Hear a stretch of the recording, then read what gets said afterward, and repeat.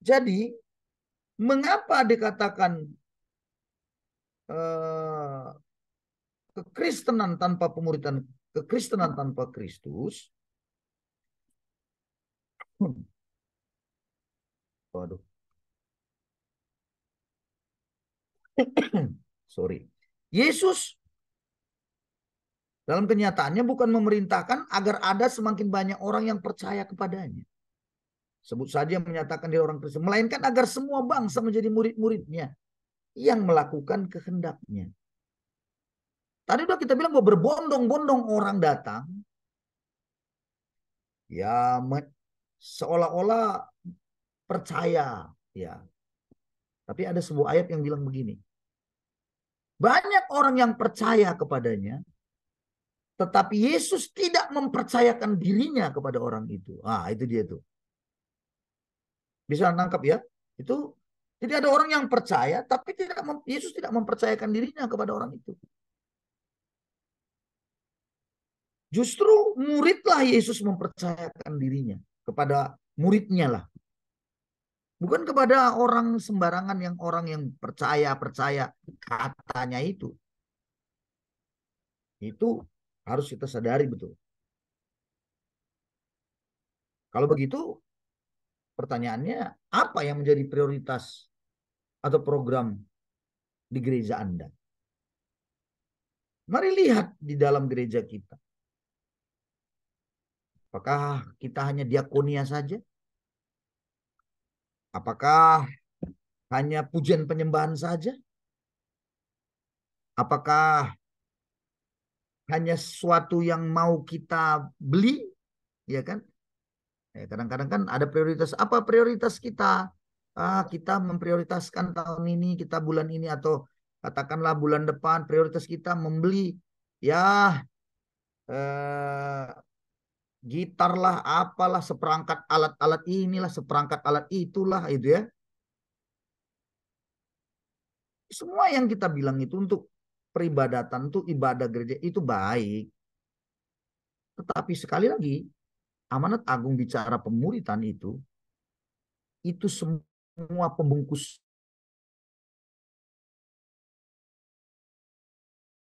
artinya supaya itu semuanya adalah bermuara selalu bagaimana pemuritan itu harus ada. Jalan.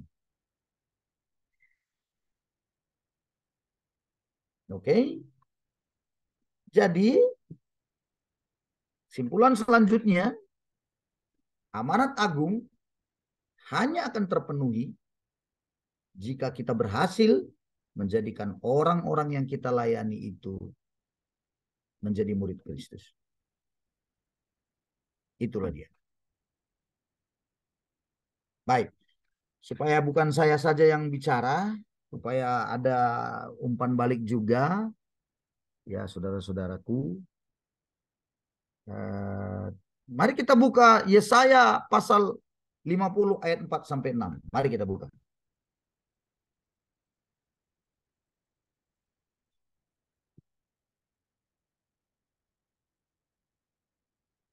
Yesaya pasal 50 ayat 4 sampai. Bolehkah satu orang dengan suara keras? Siapa saja boleh. Dengan cepat kalau sudah menemukan ayatnya. Silakan Bapak Ibu, siapa yang bisa? 50 ayat berapa, Pak? Lah itu ada di situ. Mana? Oh iya. Masya Allah, astagfirullah. Yuk. Yesaya 50 ayat 4 sampai 6. Ketaatan Ya. hamba Tuhan. Oke. Tuhan Allah telah memberikan kepadaku lidah seorang murid supaya dengan perkataan aku dapat memberi semangat baru kepada orang yang letih lesu. Setiap pagi ia mempertajam pendengaranku untuk mendengar seperti seorang murid. Tuhan Allah telah membuka telingaku dan aku tidak memberontak, tidak berpaling ke belakang. Aku memberi punggungku kepada orang-orang yang memukul aku dan pipiku kepada orang-orang yang mencabut janggutku. Aku tidak menyembunyikan mukaku ketika aku dinodai dan diludahi. Ya, terima kasih Ibu. Ayat ini memang merujuk kepada Kristus. di perjanjian baru. Bagaimana dia? Tapi ayat ini kan mengatakan hamba Tuhan, ya kan, ketaatan adalah seorang murid. Begitu kalau kita lihat. Nah, pertanyaan saya, ini coba temukan kualifikasi seorang murid pada ayat yang dibaca. Bagaimana seorang murid sebenarnya? Coba perhatikan ayat itu. Dan saya minta ada yang bisa menjawab satu-satu, silakan. Karena ini pertanyaan saya tujukan kepada kita semua. Siapa yang bisa jawab? Silahkan. Coba perhatikan ayatnya sekali lagi. Kualifikasi seorang murid itu bagaimana pada ayat yang dibaca? Kualifikasi seorang murid. Memberi semangat baru, Pak. Ia Memberi ia semangat baru, mempertajam Pak. pendengarannya. Taat ya, Pak. Taat. Ada ketaatan, Pak. Memberi Oke, semangat satu. baru, Pak. Pada orang yang letih lesu. Ya, satu kita tulis dulu ya. Satu ya. Satu tadi apa tadi? Taat ya. Ketaatan, Pak. Iya. Di mana ayatnya taat itu?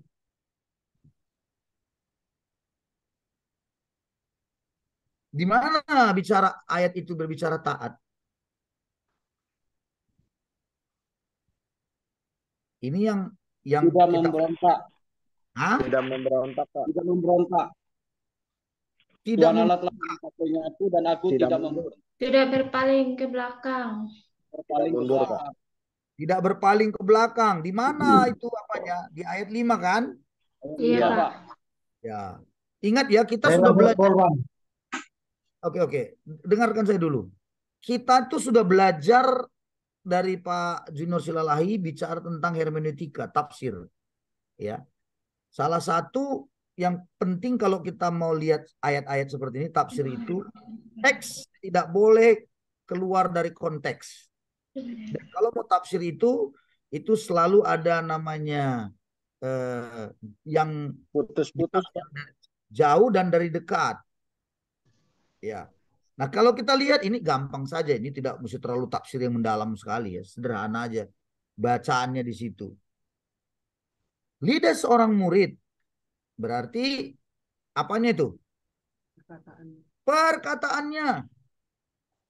Betul ya? Memberi semangat baru. Oke. Yang kedua?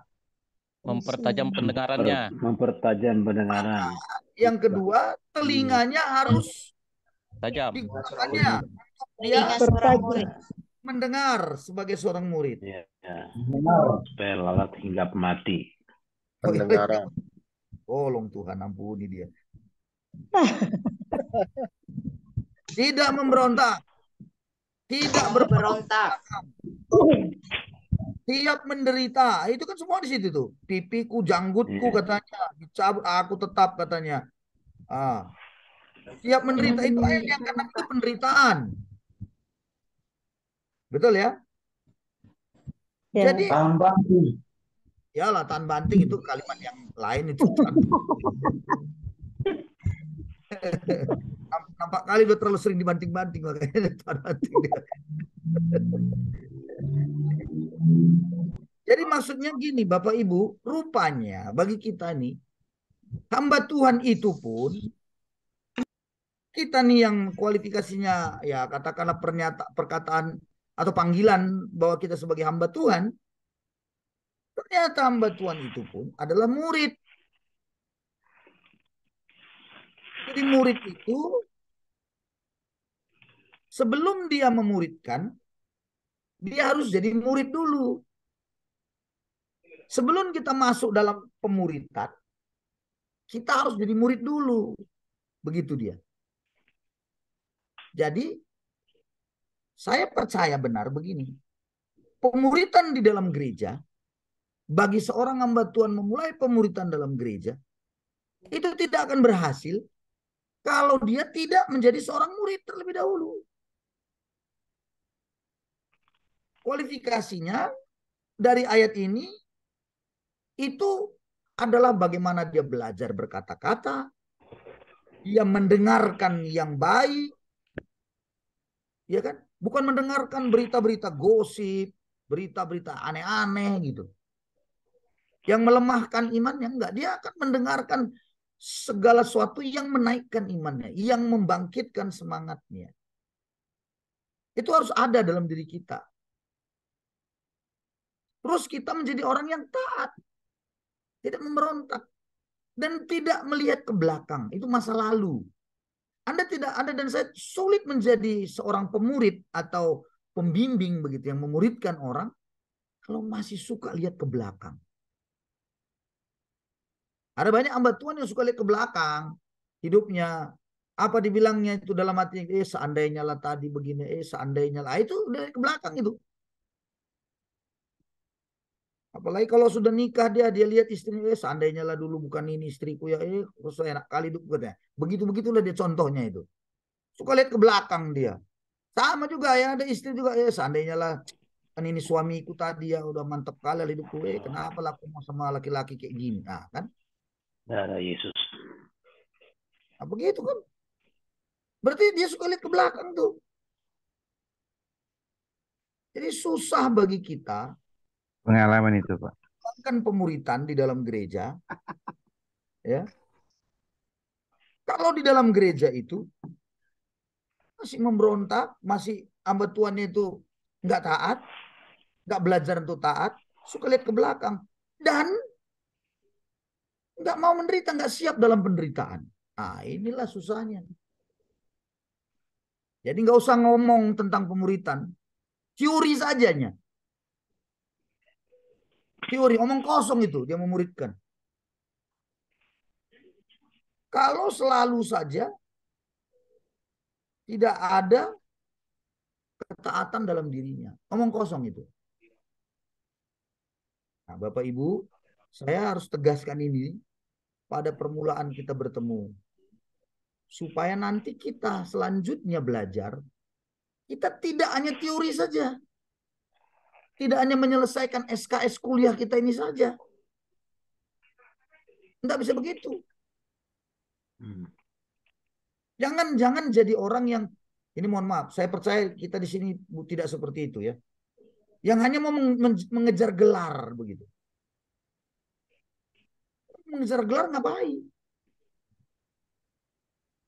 Berapa banyak orang yang menawarkan ke saya. Gampang Pak, gini aja nanti bisa kok, gampang gelar bayarnya segini gitu. Ya, coba.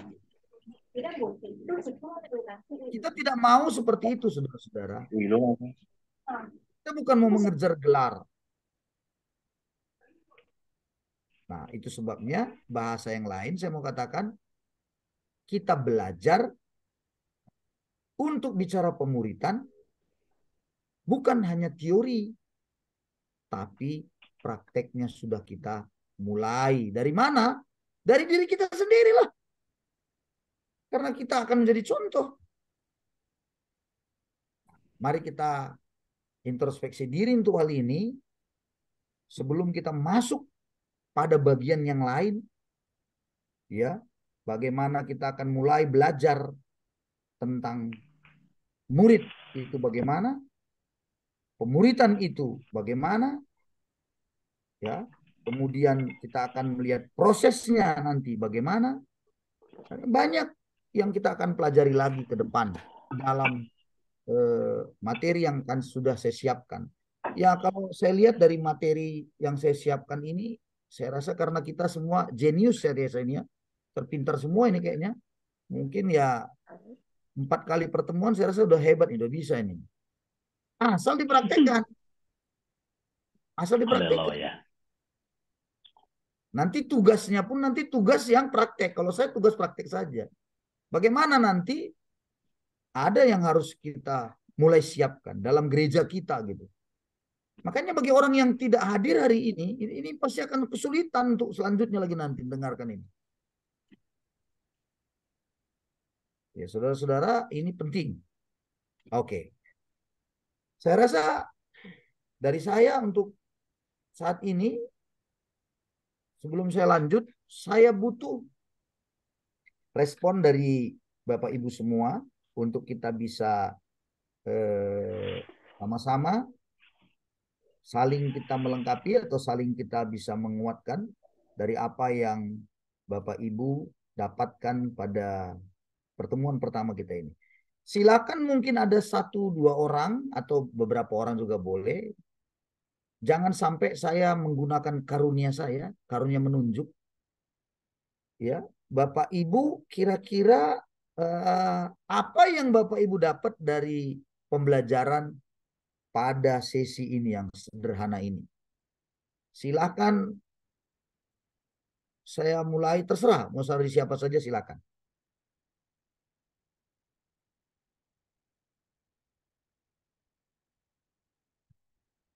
Tentunya Bapak Ibu sudah mencatat semuanya ya. Ya silakan, Bang Effendi kayaknya tersenyum dia. Wah, bagus sekali senyumnya. Silakan ada ya disampaikan. Ayo keluarkan suaranya, buka mute-nya dan kita bisa dengarkan sama-sama. Dimulai dari terserah. Dari pelajaran yang kita tangkap pada hari ini.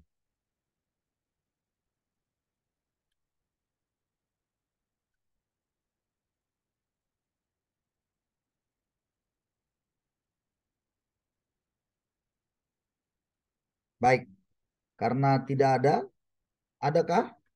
Saya, Pak. Siapa itu saya? Pak Ayub Pak.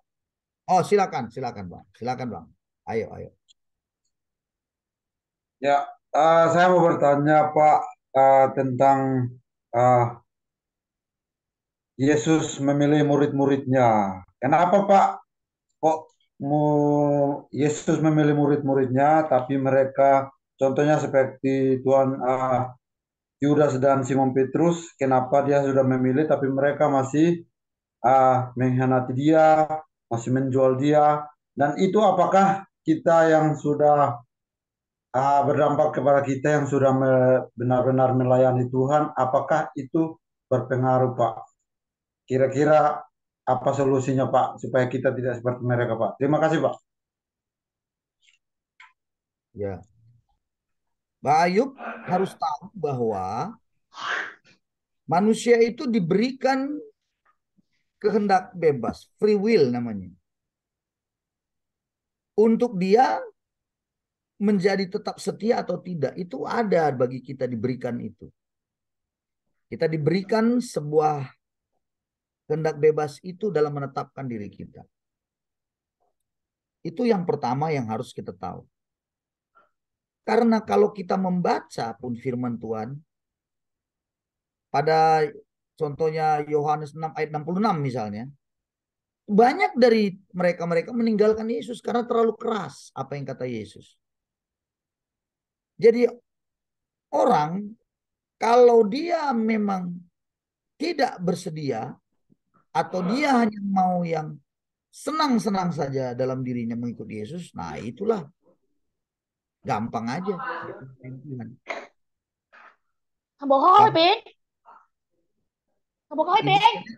Ibu Elena matikan mute-nya. Oh Tuhan, tolong.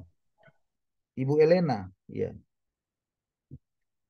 Jadi kalau kita mau melihat dari sudut pandangnya manusia, kita manusia ini, ya kita memang diberi Tuhan kehendak bebas. Begitu. Ya orang itu mau tetap setia, itu memang kehendak bebas. Jadi kalau pertanyaan Bapak, bagaimana supaya kita tidak seperti itu? Satu, pilihan ada pada kita untuk tetap setia atau tidak. Itu pada kita. Kita harus putuskan dengan cepat dalam diri kita bahwa saya, apapun keadaan saya mau tetap setia. Kesusahan apapun yang saya alami, saya akan tetap setia pada Tuhan. Ya karena kita ini hamba-hamba Tuhan, pekerja-pekerja. Jadi harus ada tekad yang kuat, tekad yang memang betul-betul lahir dari dalam. Namun memang saya punya sebuah keyakinan begini pula. Iman orang itu, iman yang benar, imannya pada Kristus itu benar, ya. Iman ada nggak yang nggak benar? Ada banyak. Ada iman pada kekayaan, iman pada berkat, iman kesembuhan. Itu tidak salah. Tapi iman yang benar itu adalah iman yang sungguh-sungguh di dalam Kristus dia pegang. Dalam dirinya itu bahwa saya ditebus dengan darah Yesus yang mahal. Karena dia mengasihi saya begitu. Iman yang benar itu biasanya menghasilkan tindakan yang benar. Dan kalau orang yang biasanya tindakannya akhirnya tidak benar, melenceng begitu, nah itu selalu kalau saya konseling itu selalu saya cek imannya yang sebelumnya itu benar nggak gitu. Dia jadikan Yesus itu sebagai apa dalam dirinya? Ada orang yang menjadikan Yesus itu sebagai pelengkap. Ada yang menjadikan Yesus itu sebagai alat untuk mencapai tujuannya. Dia berdoa-berdoa supaya ditolong Tuhan saja, itu mencapai tujuannya. Dia nggak menjadikan Yesus itu sebagai Tuhan juru selamatnya. Tuhan artinya kurios. Kurios itu penguasa tunggal dalam dirinya. Yang menguasai dia. Dia nggak jadikan itu. Nah jadi memang kembali kepada orang itu. Pilihan. Ya kecuali kalau orang itu ya belum ngerti. Nah mungkin tidak ada pengertian, belum nangkep itu, ya itu apa boleh buat.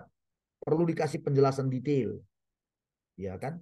Karena banyak orang sekarang ke gereja, di dalam gereja kita lihat melakukan aktivitas rohani begitu hebat. Tetapi ketika kita cek seperti yang dulu kita bicara tentang Injil, ketika ditanya, kalau mati kemana? Nggak yakin dia di dalam Tuhan, nggak yakin dia masuk surga. Ajaib memang. Nah, itulah yang terjadi sekarang. Jadi kalau Abang Ayub tanya bagaimana Pak supaya kita apa? Ya tetapkan hati kita. Iman kita harus benar itu kepada Kristus Tuhan. Dan pegang komitmen kita bagaimanapun nanti itu. Nah, lalu yang terakhir minta Roh Kudus yang menguatkan kita. Memang harus kita minta karena Yohanes 15 ayat 5 bilang di luar aku kamu nggak bisa buat apa-apa. Jadi minta dikuatkan kita. Roh Kudus itu memberikan kepada kita selalu penguatan. Teguhkan aku Tuhan. Mampukan aku Tuhan untuk berjalan tetap setia. Nah, itu mungkin jawaban sederhana dari saya, Bang Ayub ya. Oke. Terima kasih Pak. Terima kasih. Ya, tadi Ibu Elena silakan. Tadi Ibu Elena tadi mau bicara. Wajahnya nggak kelihatan Ibu. Ya silakan Ibu. Pak, Shalom, Pak mau tanya Pak. Tadi Bapak bilang seorang teolog dan penulis Kristen, ini saya ada catat, yang bilang bahwa kekristenan tanpa pemuridan adalah kekristenan tanpa Kristus, Pak. Jadi Ya. Kayak mana ya Pak? Mungkin beberapa hamba Tuhan mungkin bisa bingung ya Pak. Kenapa bisa bilang gitu ya Pak? Kekristenan tanpa pemuridan itu adalah kekristenan yang tanpa Kristus ya Pak. Kira-kira gimana kita menjelaskan supaya agak jelas gitu loh Pak, pernyataannya Pak. Ya, untuk kejelasannya ikuti terus pelajaran ini, nanti Ibu akan tahu sendiri. Karena soal pemuritan itu sudah banyak ditinggalkan. Bisa lihat banyak hal. Tidak semua gereja ya. Saya menemukan banyaklah gereja yang misalnya hanya entertain misalnya begitu ya kan. Hanya mengandalkan mukjizat begitu. Tidak salah. Tidak salah. Tapi pada akhirnya dia nggak akan kuat. Tidak kuat terhadap apa? Tidak kuat terhadap penderitaan. Makanya tanpa Kristus dia. Kan Yesus itu sudah bilang. Bahwa kalau mengikut aku, pikul salib tiap hari. Tapi kan orang kan nggak mau pikul salib. Nah, itu makanya kekristenannya itu ya tanpa Kristus jadinya. Begitu. Itulah kondisinya yang terjadi. Ya, jadi memang hati-hati ya. Iblis kalau yang suka saya perhatikan, nggak usah dulu jauh-jauh di dalam kami sajalah di dalam bergereja ya. Saya sendiri juga harus hati-hati. Gini, iblis itu dia tidak menyuruh kita menyangkal Yesus, tidak. Dia tidak menyuruh kita meninggalkan Yesus begitu apa, enggak. Tapi yang pertama sekali dia akan mulai membuat kita merubah fokus kita. Dari fokus kita kepada Kristus menjadi fokus kita kepada dunia ini. Atau fokus kita kepada Kristus, akhirnya fokus kita kepada diri sendiri. dia akan mulai mengubah fokus di dalam gereja. Fokus yang namanya fokus kepada masalah di dalam gereja, itu fokus yang harus dilihat daripada fokus kita kepada memuridkan orang. Pergi beritakan Injil. Dia buang itu fokus itu. Dia selalu mengatakan cobalah hidupmu begini kan, makanya gitu. Dalam pikiran kita kan suka gitu. Dia bilang kamu tuh nggak bisa tengokkan susah hidupmu gitu kan, karena kau kan di kampung ya gitu. Tengoklah mukamu juga nggak jelas kan, makanya mengasihani diri sendiri terus. Mengasihani diri sendiri, nggak jadi kita maju untuk memuridkan orang. Nah itu iblis taruh. Ada yang bilang sama saya, oh dia belum mengikuti pemulihan itu Pak, pemulihan gambar diri. Ada yang bilang gitu sama saya. Tapi kalau saya lihat, masa 3 tahun setengah, 4 tahun, 5 tahun, masa nggak pulih-pulih gambar dirinya? Heran aku nengoknya. Didoakan, ditumpangin tangan, diapain, bergetar-getar. Nggak pulih-pulih gambar dirinya. Yang ianya adalah dia fokusnya salah. Dia fokus kepada masalahnya, fokus kepada dirinya. Harusnya dia fokus kepada amanat agung itu. Begitu. Jadi hati-hati kita semua yang hamba-hamba Tuhan yang di kampung-kampung. Saya tidak kecilkan kita karena saya juga sebenarnya di kota kecil di kampung juga dan sering masuk ke kampung yang lebih kampung lagi. Ya. Jangan sampai kita berpikir bahwa fokus kita kepada masalah kita. Itulah taktik iblis hari-hari ini. Iblis nabur segala sesuatu sehingga kita selalu melihat segala sesuatu itu adalah diri kita sendiri, masalah kita sendiri. Makanya kita khawatir tentang hidup ini. Bapak Ibu dengar baik ya. Kalau kita sudah jadi anak Tuhan, kalau kita sudah jadi hamba Tuhan, maka urusan yang kata Alkitab kan begini. Jangan kamu khawatir akan apa yang kamu makan, minum, pakai. Pandang burung di udara, lihat bunga bakung di padang. Itu artinya kalau kita sudah jadi hamba Tuhan, kita melayani Tuhan, urusan makan, minum, pakai itu tidak boleh khawatir lagi. Gitu. Itu urusan makan, minum, pakai itu nggak boleh khawatir lagi harusnya. Makanya dulu ada seorang pengajar Alkitab, dia menyampaikan kepada kami. Dia bilang begini, kalau kamu lapar, jangan kamu doa minta makan, katanya. Lalu doa bagaimana? Doa supaya kamu tahan lapar. Wih, ajaib juga kita lapar kok doa tahan lapar. Akhirnya dia menjelaskan, karena kau itu hamba Tuhan dalam pelayananmu, tidak mungkin kau menjadi kelaparan dibuat Tuhan. Tapi kau berdoa supaya kau tahan lapar. Tujuannya satu, supaya nanti waktu kau kenyang, kau tidak lupa orang yang lapar, katanya. Iya juga ya. Jadi urusan perut, makan, minum, pakai, itu tidak boleh lagi menjadi kekhawatiran kita di dalam kita melayani Tuhan. Kita harus bangga Bapak Ibu dengan Tuhan kita. Kita harus bangga.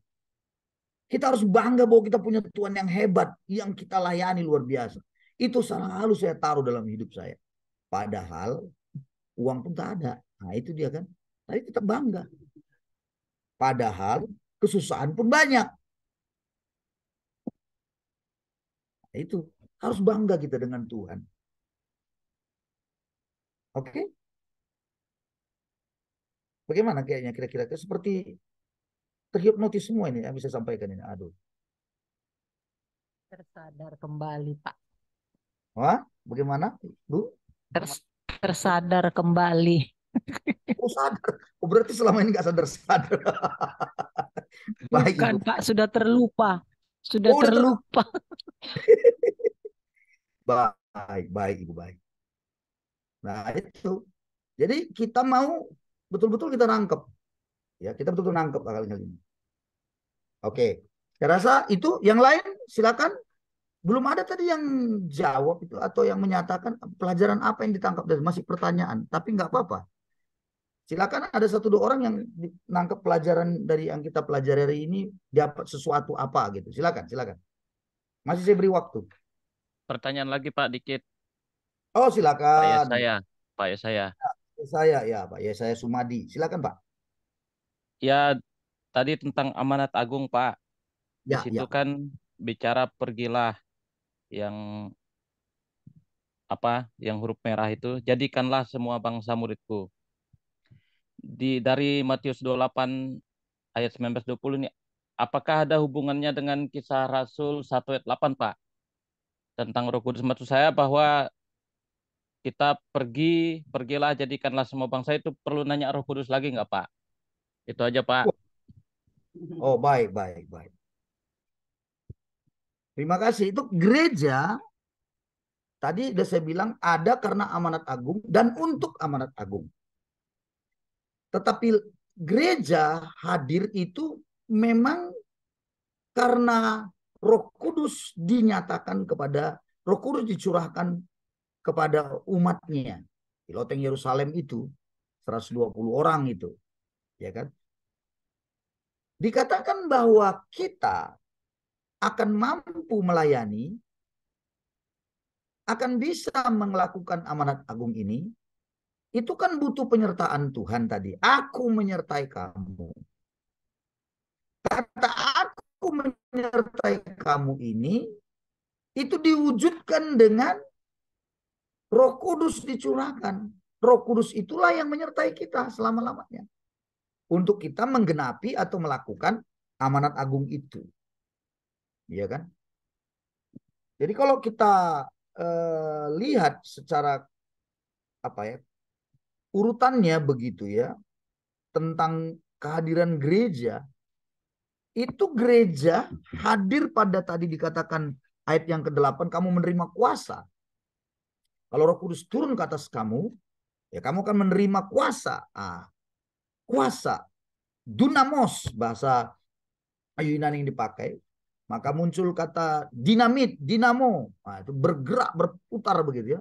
Dinamika, dunamos. Turun atas kamu, kamu akan menjadi saksiku. Nah, kata saksi itu bukan saksi yang dalam bahasa aslinya Yunani bilang martus. Maka dari kata martus muncul kata martir, artinya siap mati buat Tuhan. Nah, tapi mohon maaf Pak, saya ini sekarang banyak orang, coba ya jujur, ini jadi memang gereja itu hadir, itu diawali dengan sebuah doa-doa yang luar biasa, Roh Kudus dicurahkan, dan kemudian mereka memberitakan Injil dengan berani, dengan penuh kuasa, sehingga gereja pun berdirilah. Sekarang beda dengan kita, gereja sekarang dipenuhi Roh Kudus katanya. Wah, tetapi begitu disuruh keluar pengecut. Kadang-kadang saya bingung juga. Apa bedanya dipenuhi Roh Kudus zaman yang dulu dengan yang sekarang? Kalau yang dulu dipenuhi Roh Kudus, bergetar-getar gitu ya.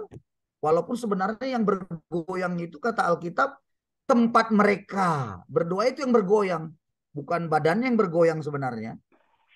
Tetapi kalau dilihat sekarang, bergetar semua, udah hebat luar biasa. Beda kalau dulu beritakan Injil dengan berani, siap mati buat Tuhan.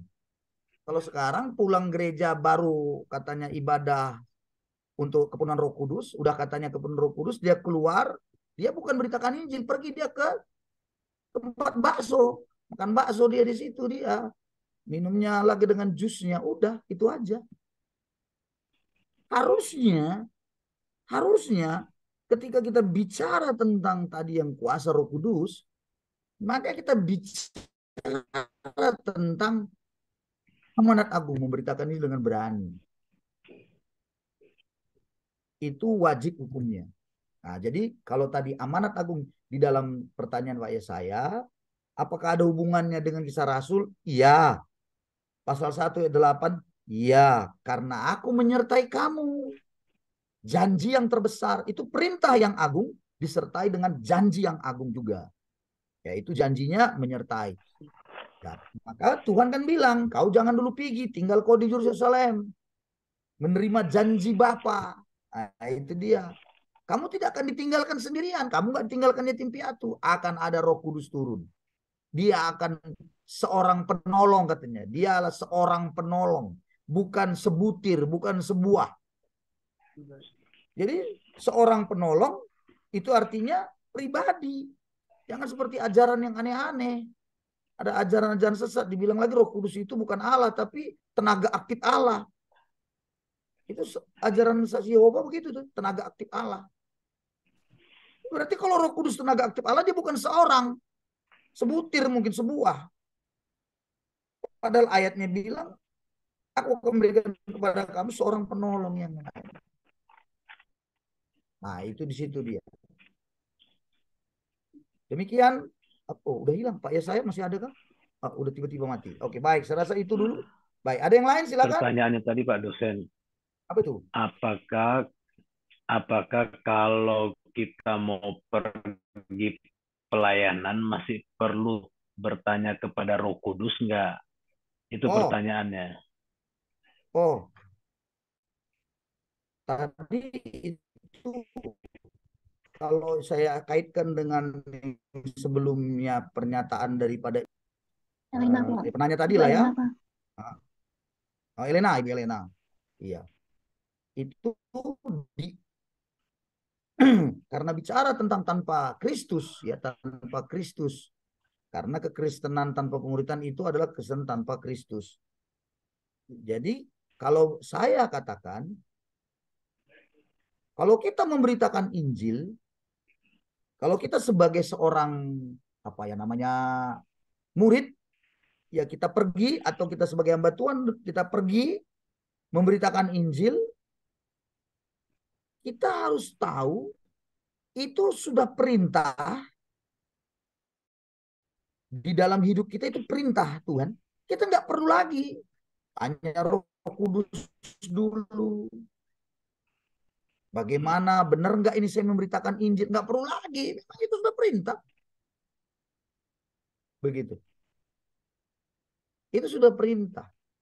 Jadi jangan sampai kita salah semua sepertinya ngeroh begitu ya, apa-apa ngeroh. Tanya Tuhan lagi, tanya Tuhan lagi. Sudah ada patronnya, sudah ada namanya Alkitab menjadi panduan gitu. Bacalah kitab, apa kata firman Tuhan. Seperti itu lakukan. Sama dengan kalau mendoakan orang sakit. Apa perlu kita tanya Roh Kudus lagi mendoakan orang sakit? Karena Tuhan bilang enggak kan. Tumpangkan tangan orang sakit, saya sembuh. Ya udah lakukan aja. Selanjutnya urusan Tuhan gitu. Karena itu perintahnya. Jadi Ibu Elena jangan kan biasanya gini. Ada orang kenapa dia bertanya Roh Kudus dulu? Ada satu yang sering saya temukan. Dia takut gagal. Dia takut salah. Nggak bisa begitu. Kalau memberitakan Injil itu beritakan siap atau tidak siap waktunya. Baik atau tidak baik waktunya. Ya beritakan Injil itu. Tentunya bagaimana caranya? Itu kita kemarin sudah belajar. Saya nggak ulang lagi. Strategi penginjilan itu bagaimana modelnya? Itu banyak. Tidak ada satu model yang terbaik. Tidak.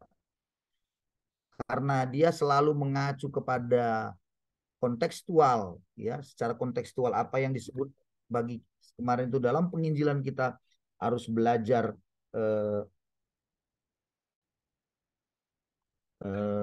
kita perlu belajar apa itu secara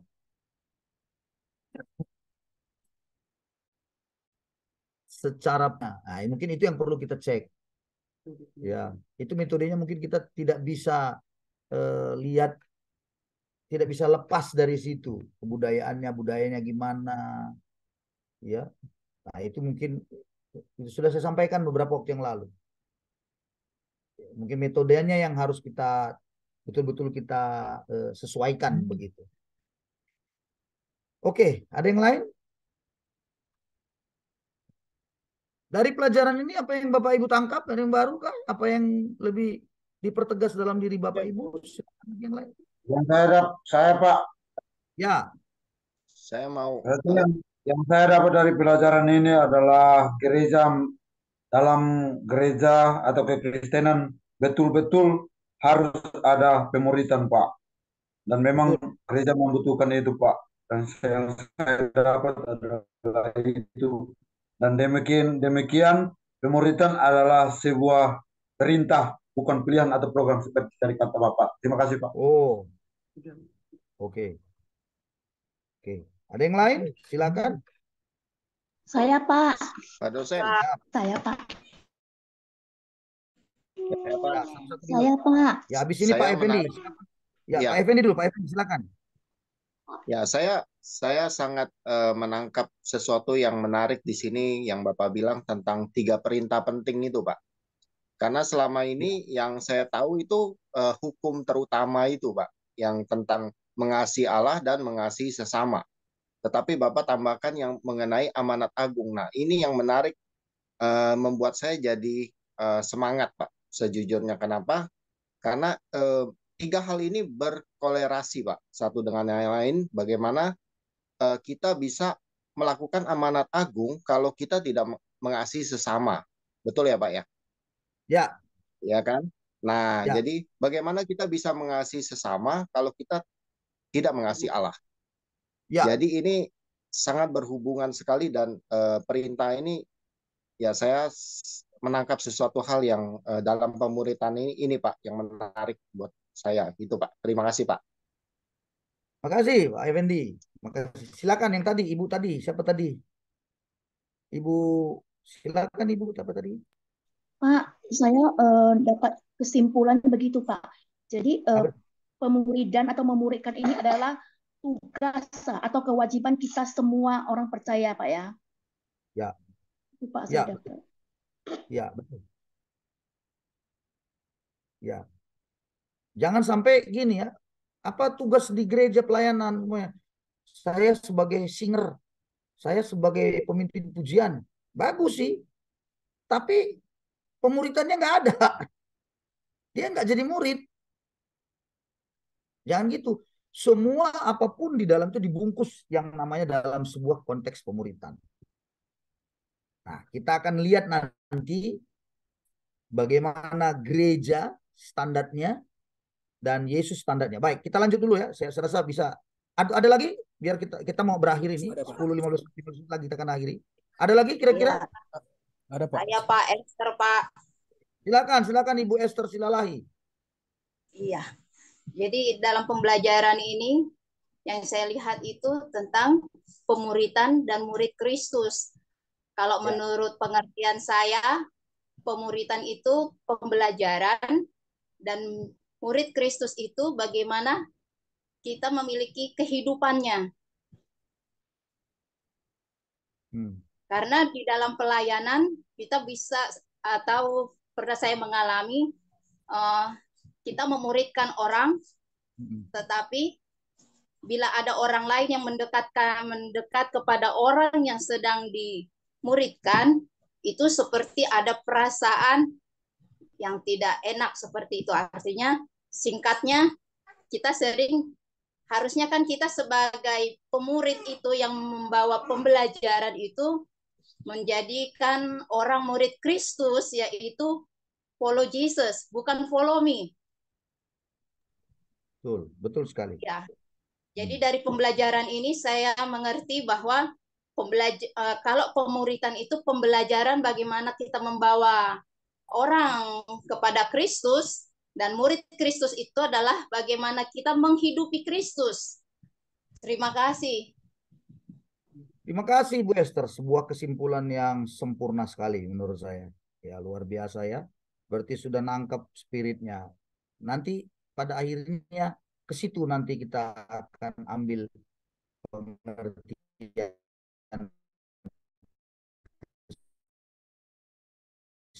kesimpulannya ya. Tapi puji Tuhan. Ya. Itu apa bisa kita katakan ya? Perintah untuk mengasihi Tuhan itu sama pentingnya atau equal dengan perintah untuk memuridkan.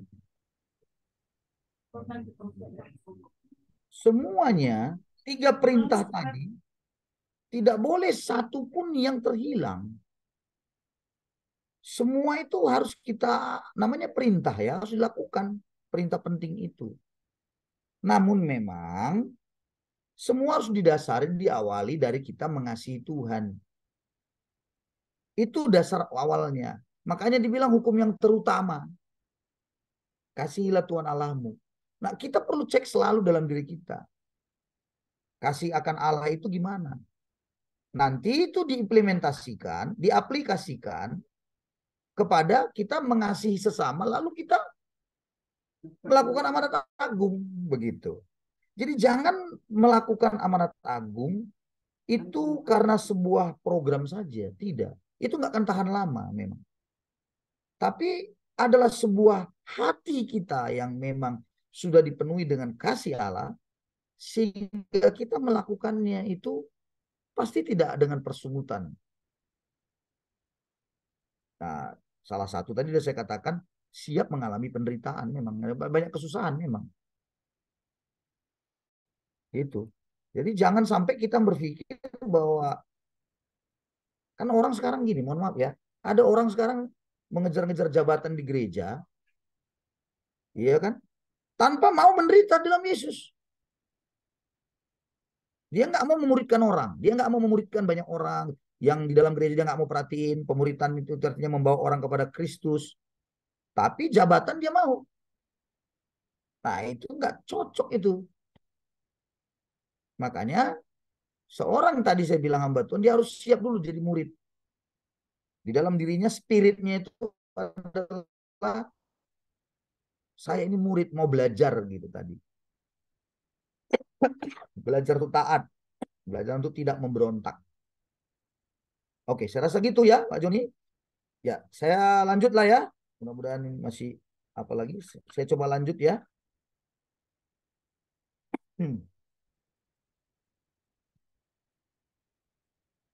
Nah, kita akan lihat selanjutnya. Kalau begitu, standar Yesus adalah murid. Itu harus kita garis bawahi. Jadi standar Yesus murid, bukan pengikut. Di dalam gereja pun kita harus jadikan itu standar di dalam gereja kita masing-masing. Standar di dalam orang beribadah, jemaat itu, dia harus jadi muridnya Kristus. Bukan pengikut saja. Tepat seperti kata Ibu Esther tadi, murid Kristus bukan muridku. Bahasanya, ku-nya itu huruf kecil, harusnya muridku, ku-nya itu huruf besar. Artinya Kristus. Lalu, dalam bahasa Yunani yang dipakai tadi murid, itu matetes. Ya, matetes itu dalam perjanjian baru itu 269 kali. Sedangkan orang percaya itu hanya 2 kali. Kata Kristen itu 3 kali. Jadi Kristen pengikut Kristus. Orang percaya ya percaya Kristus. Itu 2-3 kali. Jadi dengan demikian kita tidak bisa pungkiri bahwa memang matetes itulah yang menjadi sebuah yang penting dalam kehidupan kita.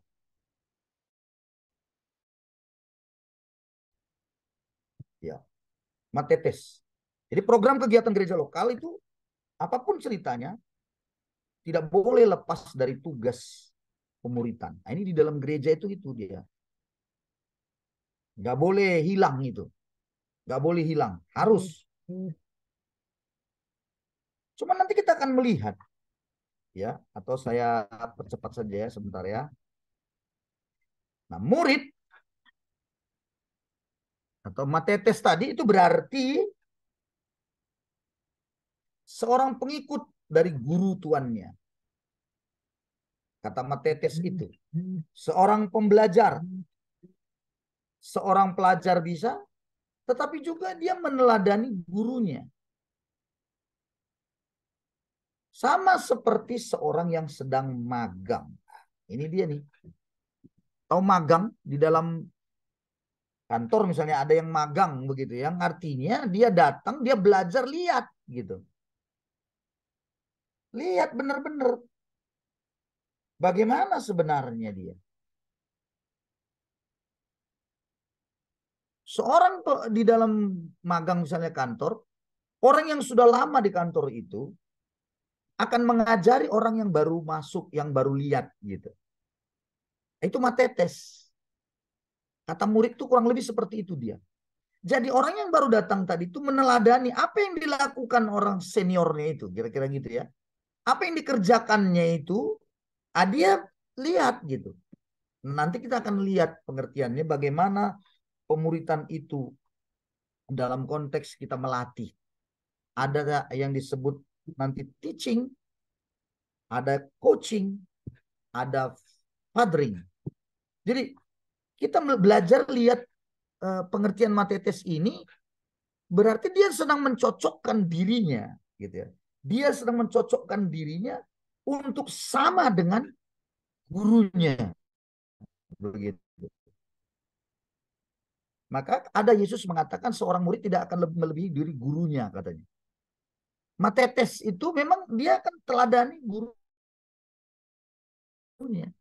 Cuman di sini ingat baik, murid matetes itu meneladani secara sempurna itu adalah Kristus. Makanya pemuritan, nanti kita belajar arti dari pemuritan, itu adalah membawa orang supaya serupa dengan Kristus, bukan serupa dengan saya, bukan serupa dengan pendeta. Itulah nanti konsep pemuritan itu. Nah, seperti tadi dibilang Ibu Esther tadi. Nah, itulah dia. Ya, saudara-saudaraku. Dan dengan demikian dia akan bertransformasi ya menjadi serupa Kristus. Kayak gitu. Sekali lagi, jadi kalau begitu murid Kristus, kita simpulkan ya, orang yang sudah menerima atau mengalami penebusan Kristus, mengalami pengudusan melalui kehidupan yang bertransformasi menjadi semakin serupa dengan Kristus. Nah, itulah murid. Orang yang memang sudah menerima keselamatan gitu. Dan kemudian dia mencoba dengan segala upayanya untuk bertransformasi menjadi serupa dengan Kristus.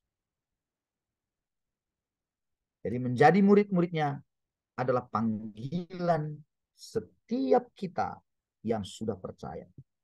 Jadi itu sebuah panggilan. Ya, jadi kita jadikanlah diri kita itu semuanya Bapak Ibu sungguh-sungguh menerima panggilan dari Kristus itu dengan berkata, aku siap menjadi murid Kristus. Aku mau menjadi murid Kristus. Aku bersedia menjadi murid Kristus. Itu harus ada di dalam diri kita.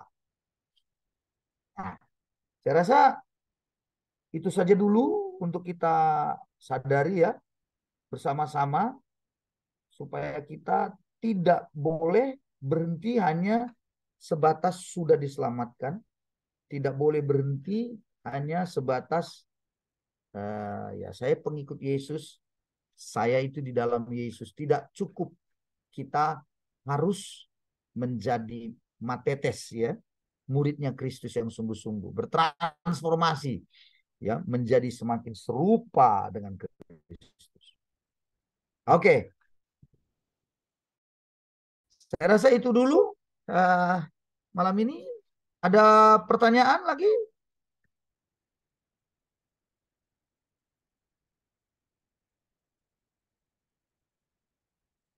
Ada pertanyaan? Kalau tidak ada ya kita tutup karena sudah malam juga ya. Soalnya di Indonesia cukup, ya, Pak. Iya, Indonesia Timur ini sudah jam 11 malam ini.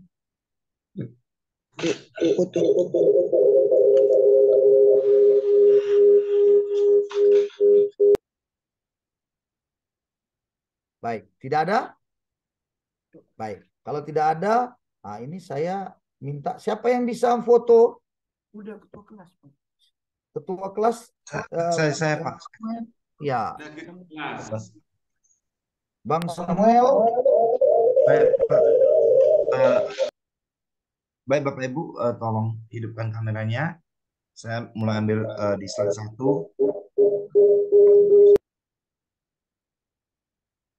Silakan. 1, 2, 23. Itu Pak Irawan itu kameranya ada.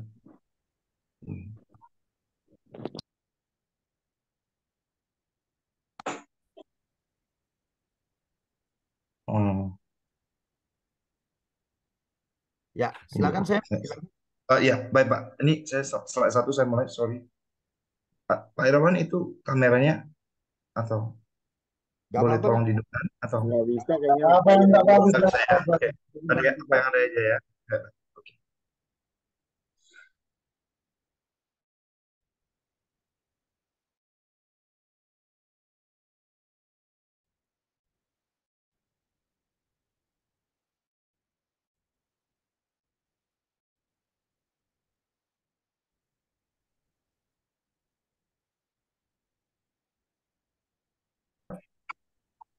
Yang belum buka, tolong buka. Oke, 1, 2, 3. Oke, sudah Bapak Ibu, sudah 2 slide. Udah habis itu 2 slide-nya? Sudah habis Pak, sudah semua. Okay. Sudah 41 semua tercapture sudah Pak. Oke, makasih. Nah, kita akan akhiri, kita akan bertemu sebentar. Saya lihat minggu depan kita tidak bisa kuliah karena saya harus pertemuan di Sinode. Jadi tanggal 16 kita akan masuk kembali ya. Tanggal 16 kita akan masuk kembali dan 23 lalu nanti ke 30. Nah, kita coba selesaikan ya. Sampai 4 kali pertemuan. Nah, ini kita lihat ya. Sekali lagi kita akan masuk lagi pada tanggal 16. Pada tanggal 16 Oktober kita akan masuk kembali. Mohon kita siapkan waktu juga ya. Mohon siapkan waktu. Nah, demikian pada hari ini saya minta mungkin kembali ditutup dalam doa. Oh, ini Bang Effendi Song, mungkin bisa Bang Effendi silakan tutup dalam doa. Kita akhiri bersama-sama.